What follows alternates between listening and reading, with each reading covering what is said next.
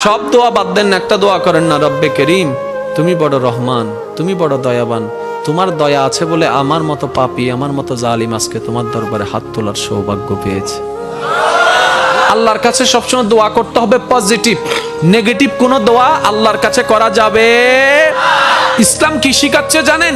ইসলাম বলে দুশমনের জন্য বদদোয়া করিও না, বরং দুশমনের জন্য তুমি আল্লাহর কাছে দোয়া করো। কিভাবে দোয়া করবা? তুমি রব্বে করিমের দরবারে যখনই হাত তুলবা, নিজের কথা আগে বলবা না, পরের কথা বলবা। আল্লাহ অমুকের দোয়া কবুল করো, অমুকের দোয়া কবুল করো, অমুককে জান্নাত দাও, অমুকের গুনাহ মাফ করে দাও, অমুককে মাফ করে দাও, অমুককে মাফ করে দাও, অমুককে মাফ করে দাও, অমুককে কবুল করে নাও, অমুকের রিজিকে বরকত দান করো। আল্লাহ আমার শত্রুকে সম্পদ আরো বাড়ায় দাও। যখন এই দোয়াটা উপরের দিকে যাবে, রব্বে করিম বলবে, কিরে ফেরেশতা, সে বান্দা নিজের জন্য কিছু বলল না, সব তো পরের জন্য বলল। ফেরেশতা বলবে, আল্লাহ এই বান্দা শুনেছে, তুমি নাকি তার উপর খুশি হয়ে যাও।